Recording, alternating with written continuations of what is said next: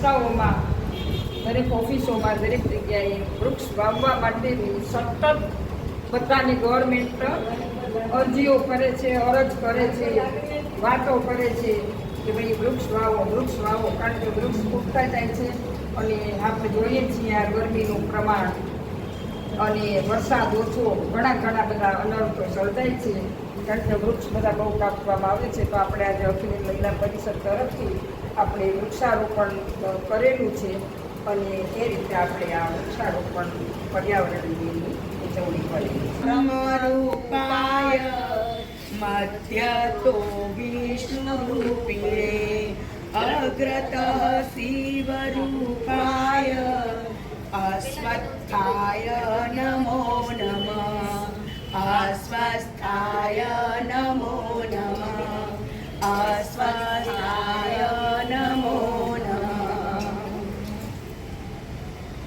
આદિત્યવર્ણે તપસો વિજાતો વનસ્પતિસ્ત્વવૃક્ષોતબિલ્વ તસ્ય ફલાનિ તપસાનુદन्तु માયાંતરાયાશ્ચ બાહ્યા અલક્ષ્મી.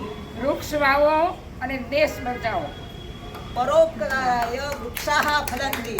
આ વૃક્ષો છે એ પરોપકાર કરે છે અને આપણને બધાને એનો સંદેશો આપે છે વૃક્ષ કે તમે પરોપકારથી જીવો. અને એક વૃક્ષ એના આયુષ્યકાળ દરમિયાન 15 લાખથી 20 લાખ જેટલી એની કિંમત છે, એટલું એ આપણને આપે છે. વૃક્ષ દેવો ભવ, વૃક્ષ દેવો ભવ. આયુર્બલં યશોવર્ચ પ્રજાં પશુન વસુની ચ બ્રહ્મ પ્રજ્ઞા ચ મેઘા ચ ત્વન્નો દેહી વનસ્પતે. ત્વમ્નો દેહી વનસ્પતિ. ત્વન્નો દેહી વનસ્પતે. યવર્ણે તપસો વિજાતો વનસ્પતિસ્ત્વવૃક્ષોતબિલ્વ તસ્ય ફલાનિ તપસાનુદन्तु માયાંતરાયાશ્ચ બાહ્યા અલક્ષ્મી. કાલને પરમથી આ ભગવાન પુરુષોત્તમ આપણે વચ્ચેથી વિદાય લેશે અને પછી પાછા 3 વર્ષે આવશે. તો આપણે વિદાય તો બધા આનંદથી જ આપવી જોઈએ. મજા ભગવાનને આપણે એકદમ આનંદ કરતા મોકલીએ તો એમને પણ પાછું આવવાનું મન થાય જલ્દી. તો આપણે બધા સરસ દારૂલ અને આપણે પ્રતિતાને આખું તૈયાર કર્યું છે બધું જ, અને એ આપણે પિકનિક વગાડશું. આપણે બધા સરસ જે કહ્યું હતું જે કાંઈ કરવું હોય, વગાડવું હોય, કોઈ ખંજરાની મંદિરે જતા હોય.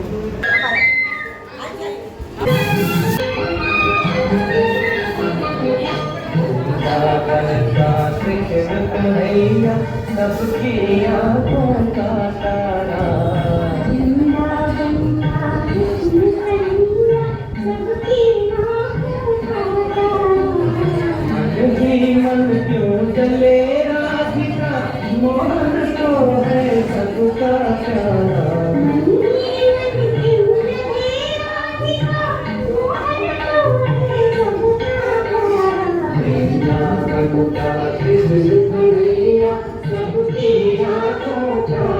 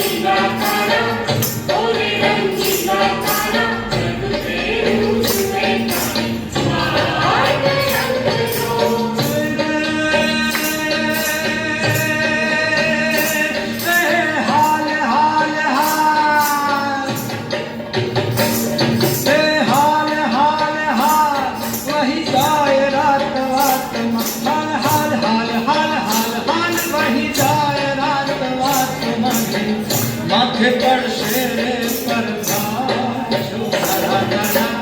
ओरे छबीला तारा ओरे रंगीला तारा मेरा जंगलो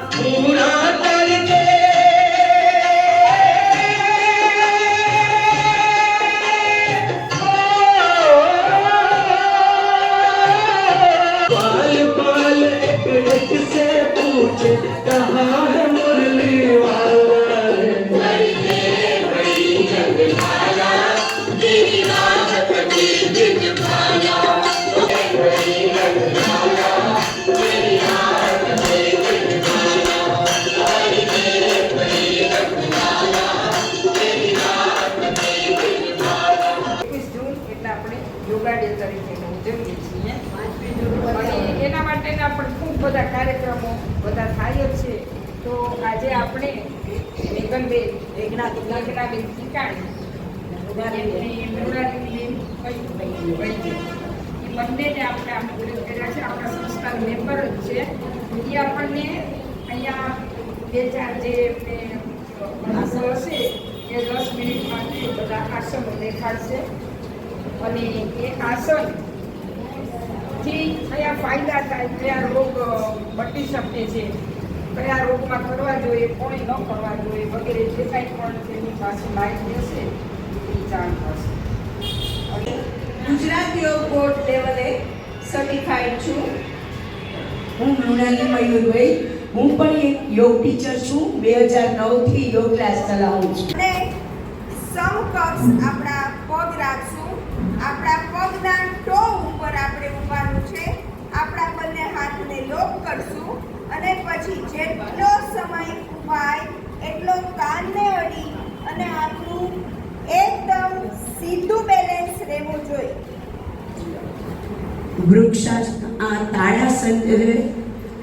તાળાસન એવું છે કે જેનાથી ધ્યાન એકાગ્ર થાય, કિશોર અવસ્થામાં ઊંચાઈ વધે, પગના સ્નાયુઓ મસલ થાય, કાફ જે મસલ છે એ પણ મજબૂત થાય, હાથને મજબૂતી મળે અને કરોડરજ્જુને પણ ખૂબ સરસ એને ટાઈટ થાય.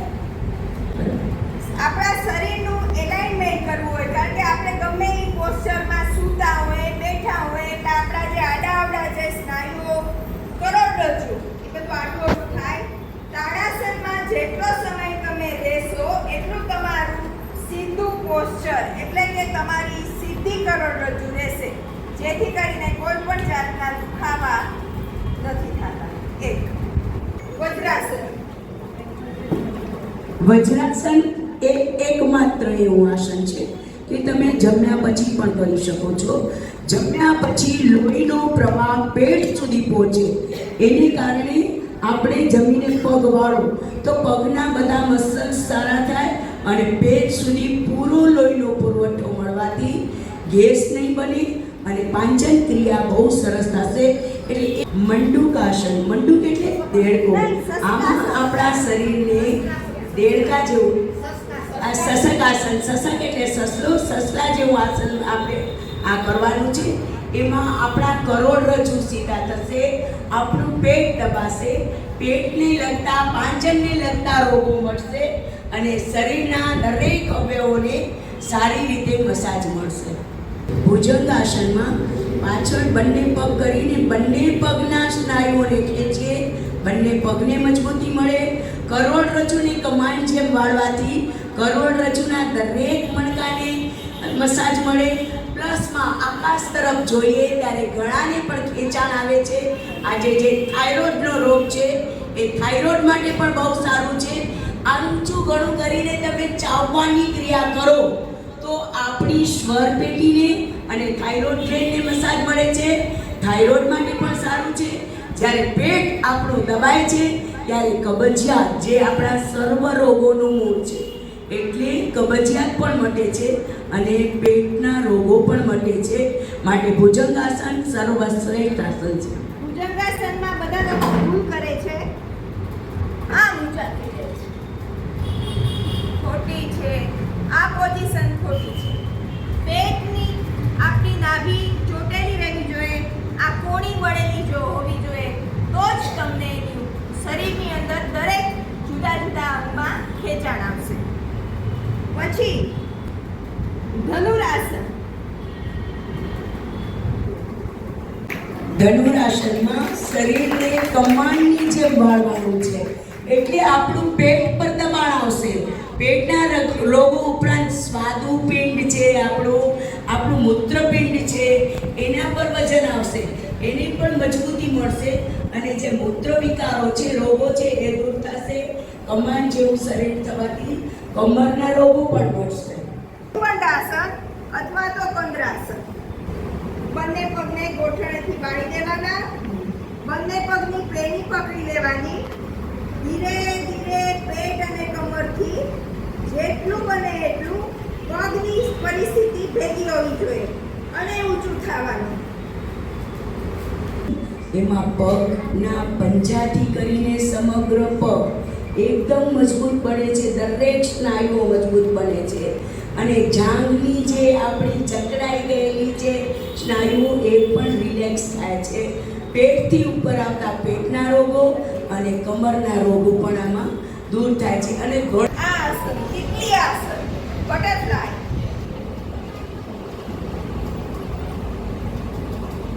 બટરફ્લાય છે એ ખરેખર કિડનીને મસાજ આપે છે. આપણું અહીંયા પાણી બહુ જ ભારે છે એટલે કિડનીના પ્રોબ્લેમ બહુ છે, એટલે દરેક લોકોએ બટરફ્લાય કરવું જોઈએ. બટરફ્લાય કરવાથી બંને કિડનીને મસાજ મળે છે. અને જેને હજી 1-2 મહિના થયા હોય ને એ કોઈ પ્રશિક્ષકની નજીક રહીને આ આસન કરે તો નોર્મલ ડિલિવરી પણ થઈ શકે છે. આ ઉપરાંત યોગની અંદર પ્રાણાયામનો પણ ખૂબ મહત્વ છે, જેની ટૂંકી જ માહિતી આપી દઉં. એ પ્રાણાયામ કુલ 5 પ્રકારના છે. રેગ્યુલર દરેક બહેનોએ કરવા જ જોઈએ. કામનું ગમે એટલું કામ મૂકી દેવાનું, પણ 5-5 મિનિટ આપવી જ જોઈએ. 5 થી 10, 15 મિનિટ સુધી આપી શકો. ખૂબ અસાધ્ય રોગો છે એ મટી જાય છે. પ્રાણાયામમાં સૌથી પહેલા ભ્રસ્તિકા પ્રાણાયામ આવે છે. ઊંડો શ્વાસ લેવાનો અને છોડવાનો, નાકેથી લેવાનો, છોડવાનો. બીજો પ્રાણાયામ આવે છે કપાલભાતિ. પેટની અંદરથી બહાર આપણે શ્વાસ કાઢવાનો, પેટ હલશે. ત્રીજો પ્રાણાયામ છે અનુલોમ વિલોમ. આપણી જે ડાબી ચંદ્રનાળી છે એ બાજુથી શ્વાસ લઈ સૂર્યનાળીએ છોડવાનું, સૂર્યનાળીથી શ્વાસ લઈ ચંદ્રનાળીએ છોડવાનું. આ એક આખી સાયકલ અનુલોમ વિલોમમાં પૂરી કરવાની, જેમાં આપણા શરીરની અંદર રહેલી 72 કરોડ 72 લાખ 10,000 અને 201 નસ નાડીઓ છે એ આ કરવાથી બિલકુલ ક્લિયર થઈ જાય છે. ઓક્સિજન અને પ્રાણવાયુ મળે છે, બ્લડ સર્ક્યુલેશન ચાલવા મળે છે. પછી છે ઉજ્જયી પ્રાણાયામ, ગળાને ખડાવવાનો. આપણે કોરોનાની અંદર ગળાની અંદર જ કફ થતો, જેની અંદર ગળાને આપણે કફ થાય છે એ જ આસન છે.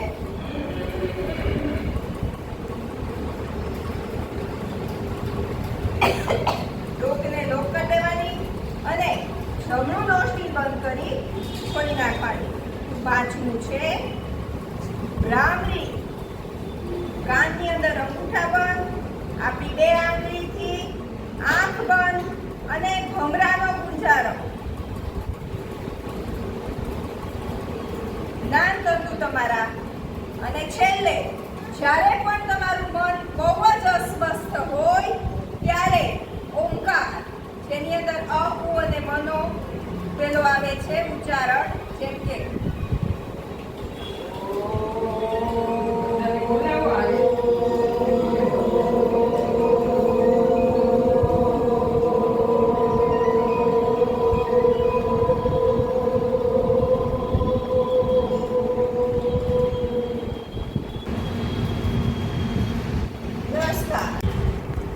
આપણે બાહ્ય પ્રાણાયામ વિશે જોશું. બાહ્ય પ્રાણાયામ એવો છે કે તમારી પાસે ઓછો સમય છે તો એક બાહ્ય પ્રાણાયામ બરાબર 100 કપાલભાતિ.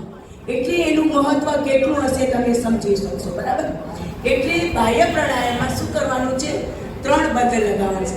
બંધ એટલે કે જે તે જગ્યાના સ્નાયુઓને જકડવાના, ખેંચવાના. આપણે એમાં મૂલબંધ લગાવીએ. મૂલબંધ એટલે લેટ્રિનની જગ્યા હોય ને એને આપણે આમ ખેંચી અને એને ઉપર તરફ ખેંચીને સ્નાયુઓને પકડી રાખવાના. આપણે કરશું ઉડ્યાન બંધ, એમાં પેટના સ્નાયુઓને ખેંચીને જકડી રાખવાના. અને આ જે ગળાના રોગો ઘણા થાય છે એમાં ગળાના રોગોને માટે જાલંધર બંધ લખશું, આને ખેંચી રાખવાનું છે. આ 3 બંધ લગાવીને કરવાનો પ્રાણાયામ છે. એમાં શું કરવાનું? શ્વાસ ભરીને છોડી નાખો ને પછી 3 બંધ લગાવવાના છે. શ્વાસ ભરી છોડો એટલે મૂળ બંધ લગાવો. મૂળ બંધ લગાવવાથી કયા રોગો મટે? હરસ, ફિશર, ભગંદર, અને પૂર્ણ પુરુષોત્તમ ભગવાનનો રાસોત્સવ આ 3 કાર્યક્રમ હતા. એમાં યોગાસનમાં આ વૈજ્ઞાનિક વિજ્ઞાન અને વૈજ્ઞાનિક વૈદ્ય આપણને ઘણા આસન બતાવ્યા, આસનના પ્રકાર બતાવ્યા, એટલે સંસ્થા એનો ખૂબ આભાર માને છે. આ ઉપરાંત આજે 3 દાદાઓએ એવી રીતે દાન આપે છે, સરકારે સહકાર આપ્યો છે. એમાં આ વિનાબેન પાટીલ છે, યોગેશ્વરીબેન બોરાજ છે અને પુષ્પાબેન